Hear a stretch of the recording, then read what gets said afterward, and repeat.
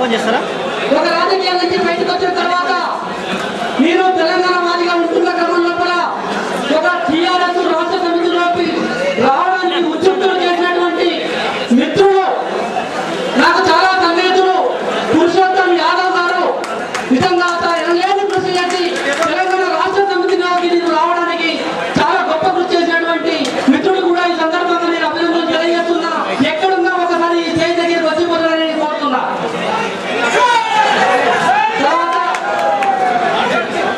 తర్వాత ఇంకా ముఖ్యంగా ఇవాళ మనం ఈ సమావేశం ఏర్పాటు చేసుకోవడానికి ఇక్కడ ఏర్పాటు చేసినటువంటి ఈ ఆఫీసు స్టాఫ్ కూడా నిజంగా చాలా శ్రమించి ఒక స్టేజ్ ఏర్పాటు చేసి మనం వచ్చిన తర్వాత చాలా పరిస్థితి అంతా నిజంగా ఎవరు కంట్రోల్ చేస్తుంది అనేటువంటి ఒక పరిస్థితిలో ఉన్న స్థితి నుంచి ఒక క్రమబద్ధంగా దీన్ని నిర్వహిస్తున్నటువంటి ఆఫీస్ స్టాఫ్ అందరికీ కూడా నేను మరి కృతజ్ఞతలు సంబంధించిన తెలియజేస్తున్నా. ముఖ్యంగా సోదరులారా, ఇవాళ సాంబశివుడు అనేటువంటి వ్యక్తి తెలంగాణ రాష్ట్ర సమితిలోకి వస్తున్నాడు అని తెలిసిన తదుపరి రెండు రకాల వాదనలు మన ముందు వస్తున్నాయి. ఒక వాదన ఏంటంటే తెలంగాణ రాష్ట్ర సమితిలోకి సాంబశివుడు లాంటి వాడు రావడం అనేది చాలా అవసరమైనటువంటి విషయమే, రావాల్సినటువంటి విషయమే, రావాలి. ఇటువంటి వాళ్ళు ఇంకా చాలా మంది వచ్చి ఈ తెలంగాణ ఉద్యమంలో మరింత ముందుకు తీసుకురావాలన్నటువంటి ఆకాంక్షలైనటువంటి చర్చ ఒకటి జరుగుతున్నది. ఇది జరగాల్సిన చర్చ. తప్పకుండా మీరు మేము అందరము తెలంగాణ కోరుకున్నటువంటి ప్రతి ఒక్కరము ఒక తాటి మీదకి వచ్చి ఇవాళ నిజంగా పరిస్థితి ఏంటంటే తెలంగాణలో 4.5 కోట్ల మంది ప్రజల ఆకాంక్ష తెలంగాణ కావాలని. కానీ ఇవాళ తెలంగాణ కావాలని కొట్లాడుతున్న వాళ్ళలో మనం అనేక చీలికలుగా ఉన్నాం, అనేక పేలికలుగా ఉన్నాం, అనేక సంఘాలుగా ఉన్నాం, అనేక నిర్మాణాలుగా ఉన్నాం. ఒక తాటి మీద లేకుండా జరుగుతున్నటువంటి పరిస్థితి ఒకటి మన ముందు ఉన్నది. కాబట్టి మీరందరికీ ఈవెంట్ గా మీ నుంచి ఇస్తున్నటువంటి పిలుపు ఏంటంటే నిజంగా తెలంగాణ రాష్ట్రాన్ని మనం తెచ్చుకోవాలని నిజంగా మన మనసులో నుండి కాంక్షిస్తే అందరం ఒకే తాటి మీదకి వచ్చి ఒకే గొడుగు కింద తెలంగాణ రాష్ట్రాన్ని వస్తుందని ఈ సందర్భంగా తెలియజేస్తున్నా. అయితే అటువంటి ఆకాంక్ష ఉన్న వాళ్ళంతా ఇటువంటి వేదికల్లోకి రావడం, ఒకే తాటి మీద పనిచేయడం అనేది ఒక తప్పనిసరి అవసరం. కానీ ఇక రెండవ చర్చకు సంబంధించి వచ్చినప్పుడు సాంబశివుడు అనేటువంటి వ్యక్తి దాదాపు ఒక సంవత్సర కాలం క్రితమే విప్లవోద్యమ రాజకీయాల నుంచి బయటకు వచ్చి ఒక స్వచ్ఛందంగా ప్రజాస్వామ్యయుతంగా జరుగుతున్నటువంటి అది పార్లమెంటరీ బద్దంగా రాజ్యాంగబద్ధంగా జరుగుతున్నటువంటి తెలంగాణ ఉద్యమం లోపల భాగం పంచుకొని ఈ ఉద్యమాన్ని ముందుకు తీసుకుపోవడం కోసం పనిచేస్తున్న పరిస్థితి మీకు అందరికీ తెలుసు. మీకే కాదు, ఇవాళ తెలంగాణ సమాజానికి తెలుసు. తెలంగాణ సమాజానికే కాదు, ఆల్ ఇండియా రాజకీయాల్లో ఉన్నటువంటి వాళ్ళందరికీ కూడా తెలుసు, ప్రజలందరికీ కూడా తెలుసు. కానీ ఇందులో మరికొంతమంది ఉద్దేశపూర్వకంగా ఈ ఉద్యమాల్ని ఏదో రకంగా వీటి మీద అబండాలు మోపి వీటిని ఏదో రకంగా వారితో సంబంధాలు వీరితో సంబంధాలు చెప్పడం కోసము కొంతమంది పనిగట్టుకొని సాంబశివుడు నక్సలైట్ కదా, అటువంటి వ్యక్తి తెలంగాణ రాజకీయాల్లోకి వస్తే తెలంగాణ రాజకీయాలకు ఎటువంటి అపవాదం వస్తుంది అనేటువంటి ఒక చర్చ.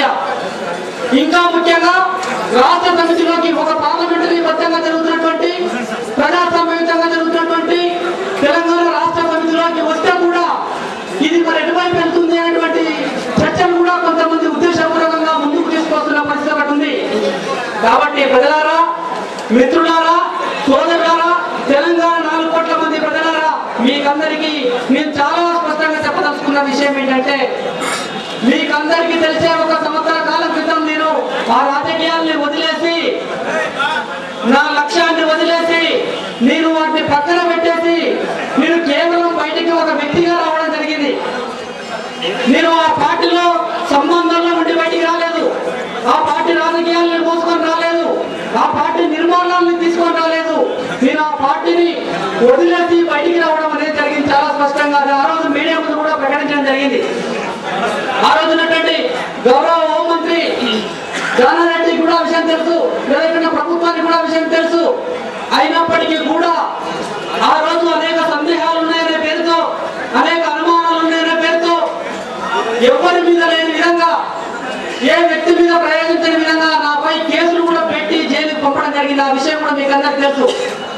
అయినప్పటికీ కూడా నేను దాన్ని ఒక తెలంగాణ వాదిగానే అర్థం చేసుకున్నా తప్ప నేను వేరే దాన్ని అనుకోలేదు.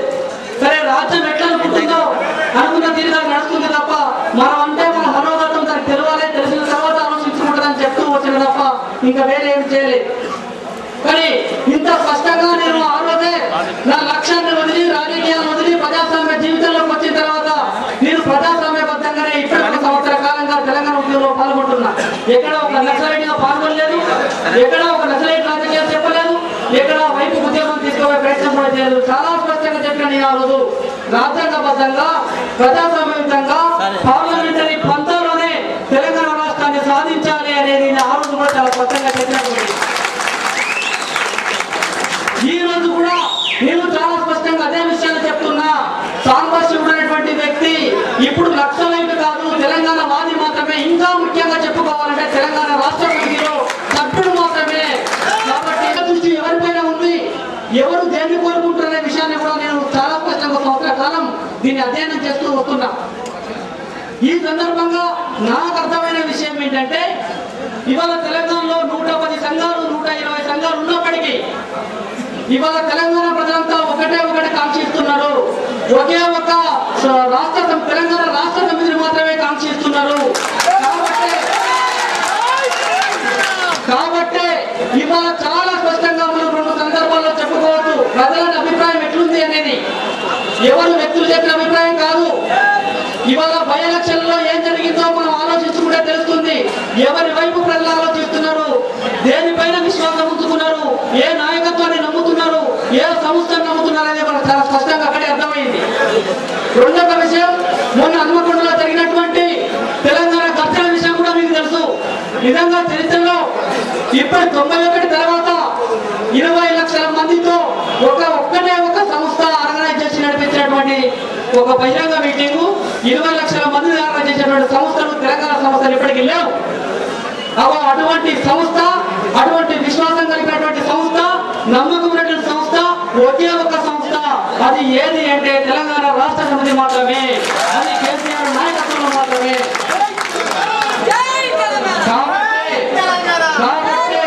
కాబట్టి మిత్రులారా, మీరు చాలా స్పష్టంగా తీసుకున్నటువంటి నిర్ణయం. ఇవాళ తెలంగాణకు ఉన్నటువంటి స్వభావాన్ని ఆలోచిస్తే తెలంగాణకు పోరాటం ఒక్కటే కాదు, ఓటు అనేదాన్ని కూడా, పార్లమెంటరీ రాజకీయాలు అనేది కూడా ఒక తప్పనిసరి అవసరం అనేది తెలంగాణ అంశం డిమాండ్ చేస్తా ఉన్నది. అట్లా అనుకున్నప్పుడు ఒకవైపు పోరాటం, మరో చేత్తో ఎన్నికలు, ఈ రెండింటిని చేతబూరి ముందుకు తీసుకుపోతున్నటువంటి కేసీఆర్ నాయకత్వం ఏదైతే ఉన్నదో అదే ఇవాళ తెలంగాణకు సూటబుల్ ఎజెండా అని చెప్పాలనుకున్నారు. కాబట్టి దీన్ని దృష్టిలో ఉంచుకొని ఓటు, పోరాటం రెండింటినీ సమన్వయించి నడిపించినప్పుడు మాత్రమే తెలంగాణ రాష్ట్రం సిద్ధిస్తుంది. అది పార్లమెంటరీ ప్రక్రియ ద్వారా సాధ్యమవుతుంది. కాబట్టి ఆ విధంగా దాన్ని సాధించాలనేటువంటి ఒక కృషితోనే, ఒక గొప్ప సంకల్పంతోనే, ఒక గొప్ప కాంక్షతోనే ఈ తెలంగాణ రాష్ట్ర సమితిలో మీరు ధైర్యంగా ఎవరు ఎన్ని అనుకున్నా, ఎవరు ఏ విధమైన అబండాలు మాట్లాడుకున్నా నేను ధైర్యంగా చెప్తున్నది ఒకటే, నేను ఇక నుంచి తెలంగాణ రాష్ట్ర సమితి సభ్యుడిని మాత్రమే.